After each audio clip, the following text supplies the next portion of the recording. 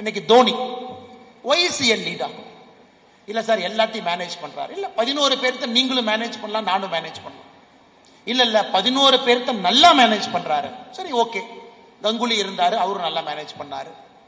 ராகுல் டிராவிட்னுடைய கேப்டன்சி ஒரு quite captaincy. Virat கோலியினுடைய captaincy நல்ல கேப்டன்சி தான். அவர் பாத்தீங்கன்னா சாம்பியன்ஸ் ட்ரோஃபி 2017 செமிஃபைனல்ல தோத்தார். 2020 வேர்ல்ட் கப் இன்னொரு இடத்துல ஃபைனல்ல தோத்தாங்க, இன்னொரு இடத்துல செமிஃபைனல்ல தோத்தாங்க. மொத்தமா 3 டோர்னமெண்ட் செமிஃபைனல் ஃபைனல்ல தோத்தாங்க, கப்பு கிடைக்கல. ஆனா மோடி சாம்பியன்ஸ் ட்ராஃபி அடிச்சாரு. தோனி பொறுத்த வரைக்கும் சாம்பியன்ஸ் ட்ராஃபி அடிச்சாரு, T20 அடிச்சாரு, வேர்ல்ட் கப் அடிச்சாரு. அப்ப குரூஷியலான கேமை ஜெயிச்சார். அதை விட சிறப்பு, இன்னும் அதை விட சிறப்பு பாத்தீங்கன்னா, Dhoni has got the most unique wicket keeping skill in the world. எந்த விக்கெட் கீப்பருக்கும் இல்லாத ஒரு ஸ்கில் தோனிட்டு இருக்கு. அதனால அது ஒரு பேஸ் ஆகுது அவருக்கு. அது பேஸா இருக்கிறனால அதை வைத்து அவர் வெற்றி நோக்கி போறார். என்ன பேஸ்? எத்தனை பேர் தோனியினுடைய விக்கெட் கீப்பிங்க பாப்பீங்கன்னு தெரியல. நார்மலா இது ஸ்டெம்ப். ஒரு விக்கெட் கீப்பர் எங்க நிப்பாங்கன்னா இங்க நிப்பாங்க, ஸ்டெம்புக்கு பின்னாடி. சோ பால் வரும் பொழுது நீங்க பாலை கலெக்ட் பண்ணி ஸ்டெம்பை நோக்கி போவீங்க. இது நார்மல் விக்கெட் கீப்பிங்.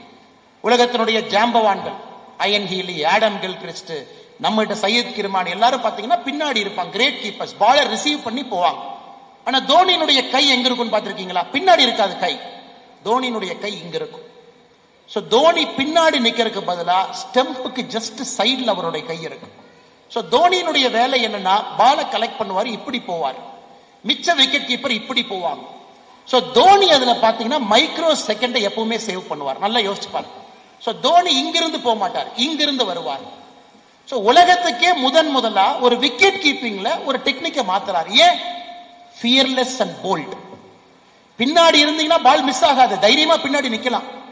ஒரு விக்கெட் கீப்பர் எவ்வளவுக்கு பின்னாடி நிக்கிறீங்களோ பாலை மிஸ் பண்ண மாட்டீங்க, பால் அழகா பிடிப்பீங்க.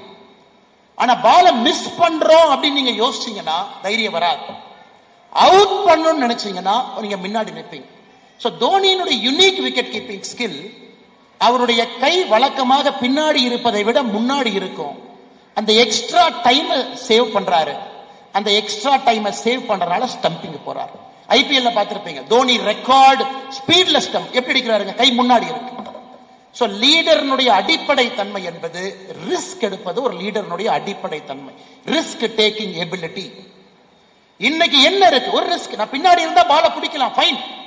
ஆனா நான் முன்னாடி போனா மட்டும்தான் என்னால் அந்த எக்ஸ்ட்ரா மைக்ரோ செகண்ட்ல அவுட் பண்ண வைக்க முடியும். இன்னைக்கு இந்தியாவில் இருக்கக்கூடிய அற்புதமான மனிதர்கள், நீங்க மிகப்பெரிய தொழில் நிறுவனம் நடத்தக்கூடிய நீங்க ரிஸ்க் டேக்கிங் எபிலிட்டிய இன்கல்கேட் செய்ய வேண்டிய நேரம். கொஞ்சம் நான் ரிஸ்க் எடுப்பேன், கொஞ்சம் என் ப்ராடக்ட்ல ரிஸ்க் எடுப்பேன். ஒரு ப்ராடக்ட் நானே புதுசா செய்வேன், மார்க்கெட்ல கொண்டு போய் விட்டு பார்ப்பேன். ஹேட்சன் அக்ரோ மாதிரி நியூசிலாந்துக்கு பால் பவுடர் அனுப்பலாமான்னு யோசிப்பேன். நியூசிலாந்துக்கு பால் பவுடர் அனுப்பலாமான்னு யாராச்சும் இந்தியாவில் யோசிப்பாங்களா? நியூசிலாந்துல மனிதர்களை விட மாடு அதிகம், மனிதர்களை விட ஆடு அதிகம். World's one of the largest milk producing country New Zealand. நமக்கு ஆபரேஷன் ஃபிளட் இந்தியாவில் இந்த மில்க் ரெவல்யூஷனை கொண்டு வருவதற்கு கொரியன் ஐயா நியூசிலாந்து போய் ஸ்டடி பண்ணி இங்கதான் மாடலே கொண்டு வந்தார். இன்னைக்கு நியூசிலாந்துக்கு பால் பவுடர் அனுப்பும். சோ ரிஸ்க் டேக்கிங் அபிலிட்டி என்னை பொறுத்தவரை, அன்பு சொந்தங்கள், சகோதர சகோதரிகள், நீங்க அடிப்படையில் இன்கல்கேட் பண்ண. Americans risk taking ability, risk எடுப்பாங்க. American corporations they take risk. ரிஸ்க பத்தி அவன் யோசிக்கிறதே. சொசைட்டியா இன்னைக்கு நமக்கு தைரியம் வந்துருச்சு, ரிஸ்க் எடுத்தாங்கன்னா நம்ம பேக் பண்ணோம். 20 ஆண்டுகளுக்கு முன்பு ரிஸ்க் எடுக்கணும், நம்ம பேக் பண்ணல. இன்ஜினியர் படி, டாக்டர் படி. ஒரு குழந்தை படிப்பதில் கூட நம்ம ரிஸ்க் எடுப்பதற்கு தயாரா இல்லை. காரணம், நாம் ஒரு நடுத்தரமான ஒரு நாடு. நடுத்தரமான நாடாக இருந்த காரணத்தினால நம்ம சேஃபா தான் விளையாடுவோம். ஒரு பேங்க் ஜாப் சேஃப், எம்ப்ளாய்மெண்ட் எக்ஸ்சேஞ்சில் பதிவு பண்ணா சேஃப். ஒரு பொண்ணும் பையனும் கல்யாணம் பண்ணா கூட ஜாதகம் பார்க்கறது ஃபர்ஸ்ட் லெவல் சேஃப்டி, சொந்தக்காரங்கிட்ட பேசுறது செகண்ட் லெவல் சேஃப்டி, குலதெய்வம் கோயில்ல போய் பூ போட்டு கேட்கறது 3வது லெவல் சேஃப்டி. அதுக்கப்புறம் ஏதோ ஒரு கோயில்ல பொண்ணு மாப்பிள்ளையும் பேச வச்சு நல்லா பேசிக்கிறாங்களா, 4வது லெவல் சேஃப்டி. ஒரு பொண்ணு மாப்பிள்ளை கூட சேஃப்டி பார்த்து தான் கல்யாணம் பண்ணும், தவறு கிடையாது, நல்லதுதான், திருமணம் நிலைத்திருக்கும். ஏன்னா அந்த மாதிரி சொசைட்டியா நாம இருந்த காரணத்தினால சேஃப்டி இன்பில்ட். ஆனா இன்னைக்கு அந்த சொசைட்டி மாறிவிட்டது என்பதை நம்முடைய சகோதர சகோதரி உணர்ந்து கொள்ள வேண்டும். 4 trillion to 50 trillion. ஆப்பிள் இந்த மாதிரி சேஃபா யோசிச்சிருந்தாங்கன்னா it is not a $3.1 trillion record. அதனால இன்னைக்கு நீங்க நம்முடைய குழந்தைகளை ரிஸ்க் எடுக்க அலோவ் பண்ணுங்க. அவங்கள சேஃபா ஆட சொல்லாதீங்க. தோனி மாதிரி ஒரு ஸ்டெப் பின்னாடி, சையத் கிருமானி மாதிரி நல்ல கீப்பர், அருமையான கீப்பர் நிக்கலாம். ஆனா தோனி முன்னாடி ஒரு ஸ்டெப் ஏன் போறாருன்னா, பால மைக்ரோ செகண்ட் ஏர்லியரா கலெக்ட் பண்றாரு, அதே மைக்ரோ செகண்ட் வேகத்துல ஸ்டம்ப் பண்றாரு. ஆனா தெரியும் தோனி பால விட்டாருன்னா நம்ம தப்பா பேசும். என்ன தோனி பால விட்டுட்டார், ஆனா யாரும் பேச மாட்டோம், அவர் கை முன்னாடி இருந்துச்சு. நாம தவறு செய்யும் பொழுது இந்த உலகம் நம்மை பேசத்தான் செய்யும். ஆனா அதுக்காக நாம பயந்தோம் அப்படின்னா லைஃப்ல எந்த டெசிஷனும் நம்மால் எடுக்க முடியாது. அதனால லீடர்ஷிப், தலைமை பண்புக்கு அடிப்படை ரிஸ்க் நீங்க எடுக்க ஆரம்பிக்கணும். இரண்டாவது என்னை பொறுத்தவரை முதலை விட முக்கியமானது, நிறைய நீங்க யோசிக்கணும், உட்கார்ந்து திங்க் பண்ணணும். இன்னைக்கு மனிதர்கள் நம்ம யாருமே நம்ம ஏஜ்ல திங்க் பண்றதுக்கு நமக்கு நேரம் இல்ல சார். நம்ம திங்க் பண்றதே இல்ல. we are reacting to life. நம்ம லைஃபுக்கு ரியாக்ட் பண்றோம். ரியாக்டிங்க்கும் திங்கிங்க்கும் வித்தியாசம் இருக்கு. ஏன் ரியாக்ட் பண்றோம்? நம்முடைய பகுதியில, குறிப்பா ஈரோடு பகுதி எடுத்துக்கலாம், சொந்தங்கள் அதிகம், சம்பிரதாயங்கள் அதிகம், விழாக்கள் அதிகம். பிசினஸ்மேன் நீங்க கல்யாணத்துக்கு போகணும், காது குத்துக்கும் வரணும், மேரேஜ் செரிமனிக்கு போகணும், எல்லாத்தையும் பண்ணணும். எஸ். அதை தாண்டி ஆபீஸ மேனேஜ் பண்ண, எஸ். ஓடுறக்கே நேரம் சரியா இருக்கு, எஸ். ஒரு ஆந்திரபிரனரா நீங்க எந்த தொழில் செஞ்சாலும் கடைசியா எப்போ உட்கார்ந்து திங்க் பண்ணி, this is my weekly plan, this is my monthly plan. Bill Gates, Microsoft ஒரு நாளும் வாரத்தில் it is called think day. Think பண்றதுக்காக ஒரு நாள். மைக்ரோசாஃப்ட் எம்ப்ளாய்க்கு வருஷத்துல ஒரு வாரம் திங்க் வீக். எல்லாரும் வெளியே போய் திங்க் பண்ணிட்டு வாங்க.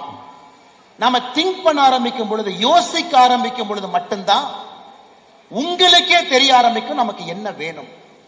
அதனால என்னுடைய அன்பார்ந்த வேண்டுகோள், இன்னைக்கு நீங்க 100x வரணும். 2x சாதாரணமா நடந்துரும் சார், நீங்க கவலையப்படாதீங்க. இன்னைக்கு இந்திய பொருளாதாரம் 10 ஆண்டுகளுக்கு முன்பு எங்க இருந்துச்சு, இன்னைக்கு எல்லாம் வளர்ச்சி. இன்னும் 20 ஆண்டுகள் கழிச்சு நீங்க எல்லாம் 3 மடங்கு வளர்ந்திருப்பீங்க. ஆனா நமக்கு 3 மடங்கு வேண்டாம், 100 மடங்கு வேண்டும். 100 மடங்கு பாசிபிளா? 100% பாசிபிள். நம்ம கண் முன்னாடி 100 மடங்கு வளர நிறுவனங்கள் இந்தியாவில் இருக்கு.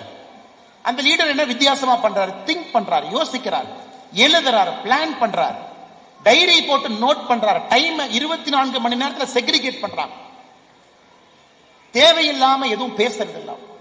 இன்னும் இளைஞர்கள் ஒரு சின்ன நிறுவனம் நடத்துறீங்க, உள்ள இருக்கீங்க, ஒரு வாரத்தை, ஒரு நாளை திங்க் பண்றதுக்கு வைங்க, எழுதுங்க. இன்னைக்கு ஒரு சின்ன நிறுவனம் நடத்துறீங்க, எப்படி பெருசு செய்ய முடியும், எப்படி மார்க்கெட்டை எக்ஸ்பேண்ட் பண்ண முடியும், புதுசா எந்த கஸ்டமரை கொண்டு வரலாம், எந்த ப்ராடக்டை கொண்டு வரலாம். எல்லா நாளும் நீங்க ஃபயர் ஃபைட்டிங் பண்ணீங்கன்னா 365 நாளும் நீங்க ஃபயர் ஃபைட்டிங் பண்ணிக்கிட்டே தான் இருப்பீங்க. ஆனா நான் 5 நாள் ஃபயர் ஃபைட் பண்றேன், ஒரு நாள் யோசிக்கிறேன், ஒரு நாள் எக்ஸிக்யூட் பண்றேன்னு யோசி. This skill is called the critical thinking skill. ஆங்கிலத்துல இதை அமெரிக்கன்ஸ் ரொம்ப அருமையா பண்ணுவாங்க. அமெரிக்கால ஒரு டிபிக்கல் வெள்ளைக்காரனை பாத்தீங்கன்னா 4:30 மணிக்கு எந்திரிச்சிருவான். அவன் ஆபீஸ் 7 மணிக்கு வருவான். நியூயார்க் போய் பாருங்க. 7 மணிக்கு வந்து 10 மணிக்குள்ள எல்லா வேலையும் முடிச்சிருவான். அவனுடைய திங்கிங் நேரமே 4:30 to 7.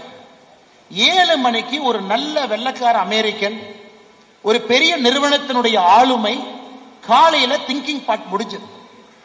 10 மணிக்கு மேல ஒன்லி ஃபயர் ஃபைட்டிங். அவன் திங்கிங் ஏர்லி மார்னிங் வச்சுக்கிறான்.